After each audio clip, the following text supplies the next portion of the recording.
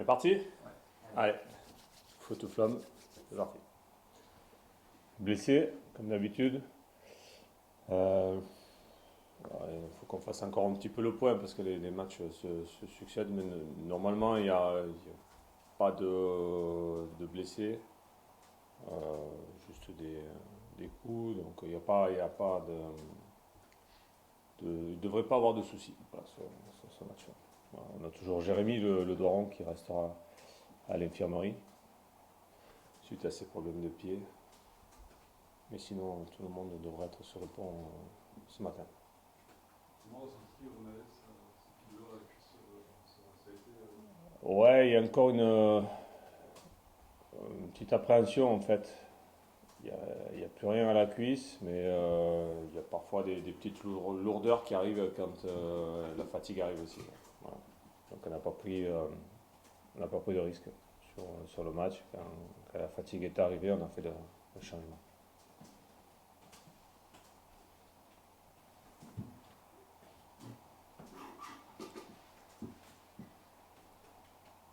Qu'est-ce que tu attends de ce dernier match il y a les sensations finalement, les points sont là, il y a l'opposition aussi en face. Oui, oui, il y a une équipe qui est promu, mais qui fait vraiment un super championnat jusqu'à présent. Donc, ouais, je pense que ça peut être une bonne confrontation, c'est clair. Alors après, on arrive sur le quatrième match de la série, et c'est vrai que la fatigue, l'enchaînement des matchs peut jouer sur ce match-là, c'est sûr. Après, qu'est-ce que j'attends? J'attends une continuité, en fait, une continuité de ce que j'ai vu sur les derniers matchs, c'est-à-dire de la solidarité. Hein, on sent que les garçons sont très solidaires, du mental parce qu'on arrive à rebondir par rapport à des situations qui sont parfois difficiles. Et puis, bien sûr, la qualité de jeu qu'on doit encore affiner par moment, voilà, pour être encore un peu plus dangereux. Et je rajouterai de la finition, voilà, parce que voilà, il faut qu'on soit aussi récompensé de tous ces efforts-là, en mettant des buts et en ayant des résultats positifs. C'est le programme que j'attends pour ce match-là avant une petite semaine de coupure. Voilà.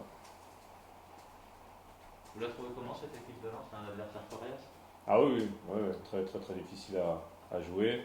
Bien sûr, on l'a étudié dans leur système à eux, donc difficile à manœuvrer parce que défensivement ils sont très très très solides.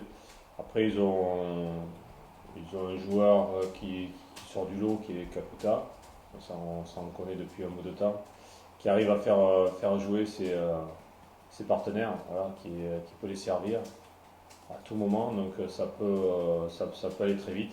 Et puis après, c'est efficace devant, quoi. Hein, il y a quand même beaucoup d'efficacité. Ils ont un effectif complet, voilà, qui peuvent faire un turnover aussi.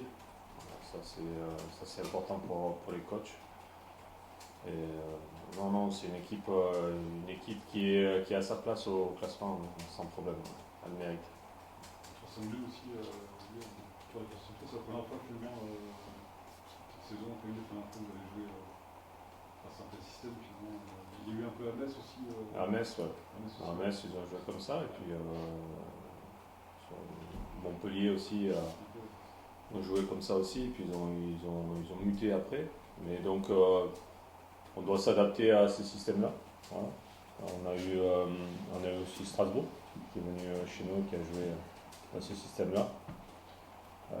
Strasbourg nous avait un petit peu gêné au départ parce que les joueurs étaient, même si on avait prévu, il y a eu un petit peu de réticence, mais après je pense que c'est adapté à tous les systèmes qu'on nous a proposés jusqu'à présent. Donc, faut continuer comme ça. Qu'est-ce qui est important qu'est-ce qu'il faut contrecarrer finalement dans ce système Disons que tu as les zones de couloir en face qui, suivant la hauteur, voilà, peuvent amener ce surnombre. Et comme l'équipe de Lens a quand même du jeu du jeu, il y a des garçons comme Kakuta donc, qui amènent cette qualité. et en même temps tu as ces joueurs qui sont à lance assez haut et assez offensifs, qui peuvent aussi amener beaucoup de centres. C'est ce qu'on voit sur leur match. Donc le danger peut venir de l'axe comme sur le côté. Donc il faut arriver à trouver un équilibre dans ton équipe pour avoir cette solidité. Et il faut que chaque joueur chez nous connaisse bien son rôle aussi quoi, par rapport à ça. Quoi. En gros, On on dit ne que rentre pas dans les détails. on dit que c'était le 4e match là, Ouais. en 10 jours. Ça commence à tirer un peu ou ça va? Non, je suis plutôt satisfait en fait, ça va. Alors est-ce que aussi il y a le côté mental qui rentre en jeu quand on arrive à avoir des résultats. C'est plutôt voilà, c'est plutôt encourageant. Donc il n'y a pas trop de blessés et on sent que le groupe est vraiment concerné. Quoi. Voilà, donc je suis pas trop inquiet de ce côté-là. Bonne surprise ou pas du coup? De... Voilà, de ce constat. De ce Ah constat. oui, c'est une bonne surprise, c'est sûr. C'est bien de pouvoir enchaîner des bons résultats, des bonnes prestations. Il n'y a rien de fait, ça, je vais le répéter pendant longtemps, parce qu'en fait, on s'aperçoit que c'est un championnat qui est quand même assez serré, même si on peut voir certaines équipes du bas de tableau qui ont un peu décroché, mais ça peut revenir très vite. Donc en fait, c'est bien, mais c'est à confirmer, quoi qu'il en soit. Quoi. Voilà. Donc d'avoir pris des points, quand on peut prendre des points, on prend des points. Il y a assez de qualité dans le jeu, on sent qu'on peut être maintenant un peu plus solide défensivement et toujours inquiétant pour l'adversaire au niveau offensif. Bon, le constat est plutôt positif. Là, des buts d'efficacité, il y a Chardonnay et Philippe qui ont marqué leur premier but de Brest dimanche. Ouais. Ça augmente aussi le nombre de joueurs qui peuvent marquer. Est-ce que c'est une force pour toi de voir qu'il y a autant de joueurs qui sont impliqués aussi sur le match? Oui, parce qu'en fait c'est un discours que je tiens depuis un bout de temps et que, voilà, que je répète à l'entraînement, c'est-à-dire que tout le monde est concerné, et là déjà sur le côté défensif, ça je leur dis souvent, mais aussi sur le côté offensif. Voilà. Et on est parfois, je sens que certains joueurs se sentent un petit peu diminués devant le buteur. Pas Romain, Philippe Otto parce que c'est un attaquant. Mais si on met des garçons sur coup de pied arrêté qui montent, qui arrivent de derrière, etc., c'est des garçons qui doivent être déterminés pour marquer. C'est pas juste genre les films monter juste parce que ils sont grands, etc. Donc il faut qu'ils prennent conscience que s'il y a un ballon qui traîne dans les 18, il faut qu'ils soient à l'affût comme un avançant. Et qu'ils soient prêts à marquer. Je pense qu'à force de le répéter, et puis après, il y a certains garçons qui prennent conscience aussi de leur potentiel et qui travaillent, derrière ça donne ces résultats-là. Quoi.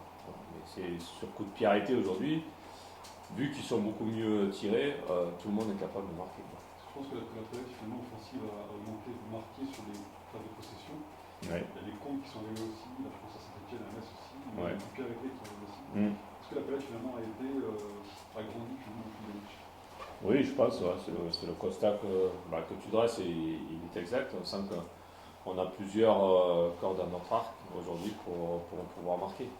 Parce qu'en fait, on a différents profils de joueurs. On a des joueurs qui sont bons à la tête. Comme je viens de dire, les coups de pied arrêtés sont bien tirés, donc on devient dangereux là-dessus. Et après, on a des joueurs qui sont rapides et d'autres qui sont à droit dans les 18. Donc, à partir de là, c'est vrai qu'on peut marquer dans les 18, on a marqué en dehors des 18 sur des frappes. Voilà, donc, la palette s'agrandit et c'est ce qu'il faut pour pouvoir se maintenir. Tous les mois, c'est les milieux actions finalement qui sont pas encore impliqués sur les buts ou les passes décisives. Est-ce que tu attends d'eux à terme ou c'est pas forcément leur rôle principal? Je crois qu'on peut le début. Les milieux actions. Ouais. Qui en termes de stats Ouais. sont pas.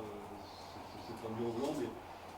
Ouais, parce qu'en fait, les milieux axiaux, ils ont quand même un rôle dans notre équipe qui sont d'équilibrer l'équipe. Donc, et je veux qu'ils soient focalisés vraiment sur ça. Après, c'est des garçons qui vont se retrouver plutôt à être sur des frappes de lointaines. Donc on peut retrouver un garçon comme Yanga qui a une force de frappe assez impressionnante, peut se retrouver à marquer. Après, des garçons comme Harris vraiment, plus vraiment un garçon qui équilibre. Je pense que c'est lui qui, quand on attaque, qui doit équilibrer l'équipe, qui doit être bien en place derrière, qui doit être au service pour ressortir le ballon. Donc effectivement, lui se retrouve un petit peu moins devant le but. Même si la dernière fois, il s'est trouvé sur une balle, une sortie, il a frappé du gauche. Alors c'est pas son meilleur pied, voilà. Mais c'est pas non plus des. Il y a des garçons comme Paul qui sont capables de marquer parce qu'ils montent sur coup de pied arrêté. Et Paul avait marqué à Lyon, mais ça a été refusé pour 50 cm de hors-jeu. Mais Paul sera en capacité de marquer et il a une frappe de balle du pied gauche qui est quand même assez intéressante. Donc ça, c'est des choses qui peuvent venir par la suite. On va conclure l'année 2020 finalement à Lens. Tu répètes. On va conclure l'année 2020 à Lens sur l'année, je parle de l'année, c'est vraiment Ouais. des joueurs qui ont pris la valeur aussi, des jeunes joueurs comme Perrault, Cardona, Fèvre aussi. Est-ce que tu sens qu'aujourd'hui Brest a aussi une valeur aussi peut-être marchande sur le marché, sur des joueurs qui ont un potentiel au-delà du sportif quoi, Il y a des joueurs qui ont marqué les points, on va dire. C'est clair qu'ils sont sortis un peu de l'anonymat. Ouais, ça c'est sûr. Et dès que tu as ton équipe qui fonctionne un peu mieux, qui est mis un peu en avant sur certains matchs, automatiquement ça rejaillit sur les joueurs. C'est ce que j'explique, c'est-à-dire que si collectivement l'équipe fonctionne, ça va. Tout le monde est gagnant. Tout le monde est gagnant. Alors, certaines plus que d'autres. Voilà, en plus, ça dépend de la période. Voilà, mais c'est vrai que de suite, si tu as un garçon qui fait marquer souvent ou qui marque, ou un autre qui est très bon, je sais pas, dans la récupération, etc. Voilà. Comme on est mis un peu en avant, automatiquement les joueurs le sont aussi, mais on voit qu'on s'intéresse un peu plus à nous, et puis que des joueurs prennent de la valeur. Après, on est dans une logique, c'est logique. Le problème maintenant, c'est que tu peux pas faire moins bien. C'est ce que je leur explique aussi, c'est qu'il faut confirmer. C'est pour ça que c'est un mot que j'emploie souvent, il faut confirmer. Tu arrives à un certain niveau, déjà il faut que tu confirmes ce niveau-là et qu'il n'y a rien de terminé. Autant collectivement qu'individuellement, il y a encore une marge de progression. Et on a des joueurs qui ont encore une grosse marge de progression, c'est clair. Est-ce que tu as un rôle aussi mental finalement, ces joueurs-là qui sont jeunes, quand on voit les louanges qui arrivent peut-être assez vite aussi, de tempérer aussi Le rôle que l'on a, nous, au niveau du staff, c'est de les mettre en garde. Aujourd'hui, c'est excessif le football. Tu as les réseaux sociaux, tu as les journaux, donc tu peux être vite monté, mais vite descendu. C'est ce qu'ils doivent comprendre. Voilà. Alors, certains le comprennent assez rapidement, d'autres moins, et ils vont l'expérimenter. Enfin, certains l'ont déjà expérimenté. Tu peux être vite oublié dans le football très, très rapidement. Donc, il faut que l'entourage, alors il y a l'entourage proche, staff, et puis après il y a l'entourage familial, l'entourage agent, il y a tout ça qui rentre en jeu pour maintenir le joueur dans le droit chemin, j'allais dire. Voilà, c'est ça le plus dur, voilà, pour pas en perdre en route, quoi. Parce qu'en fait, il y a rien de fini. Et les meilleurs exemples qu'on peut leur donner, c'est les champions que l'on voit durer, quoi. Des Ronaldo, des Messi. Voilà, ça dure, ça a le talent et ça dure. C'est ça un vrai champion. C'est ce qu'il faut qu'ils se servent de ces exemples-là, quoi. Voilà. Après, il faut qu'ils la magasinent, qu'ils le comprennent.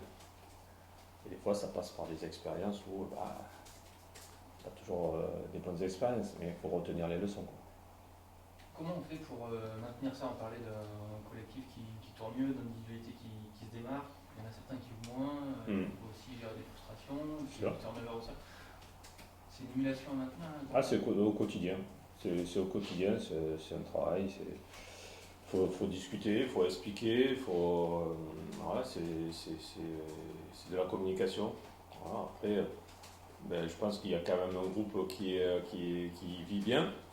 Mais il y a des joueurs qui voudraient jouer plus, et c'est logique. Donc, en même temps, ils voient que si leurs concurrents directs fonctionnent bien, ben, ils sont entre guillemets en attente, qu'on va avoir besoin d'eux, qui sont importants. Voilà. Donc, tous les joueurs que l'on a dans l'effectif sont importants. Et ça, il faut le répéter. Et puis, mais il y a obligatoirement, il y a toute une vie au quotidien qu'il faut entre guillemets surveiller. Mais c'est pas surveiller, mais c'est voilà, communiquer, observer comment ça peut se passer, quoi. Ça peut générer des frustrations et on sait que voilà, on a vite tendance à sortir des individualités et puis ça peut. Voilà, ça peut... Bien sûr, bien sûr. Alors comme je disais tout à l'heure, il y a des choses qui peuvent aller dans le football, ça peut aller très vite dans les deux sens. C'est-à-dire que je pense que il y a peu de temps, Irving Cardona, par exemple, était remplaçant. Aujourd'hui, qui c'est qui s'en souvient? Donc les choses vont vite. Donc il a été frustré pendant ces moments où il était remplaçant. Mais est-ce qu'il n'a pas appris? Certainement qu'il a fallu qu'il rectifie certaines choses. S'il ne jouait pas, c'est qu'il y avait quelque chose qui n'allait pas. Donc aujourd'hui, il a certainement rectifié et ça lui donne de l'expérience. Voilà. Mais c'est par période. Par période, ça va bien aller, d'autres périodes, ça va moins bien aller. Voilà, c'est la vie d'une équipe, d'un club sur toute une saison. Voilà. Donc, après, on discute beaucoup, hein. Il n'y a pas que moi, le staff, c'est pour ça qu'on est beaucoup, le staff médical aussi, on est beaucoup, on est présent auprès d'eux. Et puis, quelque part, ils connaissent la règle, il y a 11 places et il y en a 20 sur la feuille de match. Voilà, c'est comme ça. Donc, voilà. Et il y a des choix tous les week-ends, et tous les week-ends on se remet en jeu. Alors là c'est tous les 3 jours qu'on remet en jeu tout ça. Donc, ça bouillonne un peu, mais c'est comme ça. Vous parlez du groupe, justement, vous appréhendez de le renforcer avec le mercato hivernal qui arrive bientôt, ou sur quel poste par exemple? Ouais, c'est des discussions que l'on a, pardon. Ça va peut-être dépendre des opportunités, du contexte général, voilà, des financiers. Mais c'est quelque chose qu'on a déjà anticipé, où on discute. Voilà. Maintenant, je le répète, ça sera suivant les opportunités. On a perdu Ibrahima Diallo donc, il y a quelques semaines. Et il était question de le remplacer, on va voir. On ne prendra pas pour prendre. Et on prendra le temps aussi. Quoi. C'est ce qu'on est en train de faire. On prend le temps de regarder les garçons qui sont en place, savoir si on a besoin d'un joueur en nombre en plus.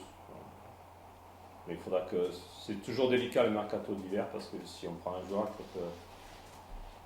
Soit il nous amène ce soit un joueur plus qu'il nous amène quelque chose de suite, soit on se projette sur déjà un peu la saison d'après sur un joueur qui a besoin de temps pour avancer, un garçon très jeune, etc. Vous êtes satisfait sinon de cette première partie de saison ou vous espériez faire mieux? Non, ce que je disais tout à l'heure, on est vraiment satisfait parce qu'il y a beaucoup de changements de joueurs. On a eu quand même un turnover et des joueurs qui se sont insérés. Il y a toujours des interrogations en début de saison. L'objectif reste pour nous aujourd'hui le maintien, on le sait. Quand on aura confirmé, peut-être on aura un peu plus certainement d'ambition. Mais aujourd'hui, je pense qu'on est après un début de saison où il fallait trouver un petit peu l'équilibre suite à des blessures, des départs, etc. Il fallait trouver cet équilibre-là. On l'a trouvé et ça va mieux. Donc ça va mieux parce que comme je l'ai expliqué, on est beaucoup plus solide et on reste quand même efficace devant. Donc non, je suis satisfait. Satisfait, ça ne veut pas dire qu'on va s'arrêter là. C'est qu'on a aussi vu qu'on avait une marge de progression déjà individuelle sur les joueurs et au niveau collectif. Voilà, on sent qu'on peut faire mieux comme ça. Mais en termes de résultats, ça nous permet d'avoir un peu plus confiance en nous et puis d'avoir une marge de manœuvre aussi, quoi. Donc ça c'est plutôt satisfaisant. Il va falloir encore du temps pour faire mieux. Oui, il faut toujours du temps, ouais. Il faut toujours du temps pour améliorer les choses, pour que certaines progressions puissent venir. Alors des fois ça vient rapidement, puis des fois il faut un peu plus de temps. Voilà. C'est bon? Allez, bonne journée.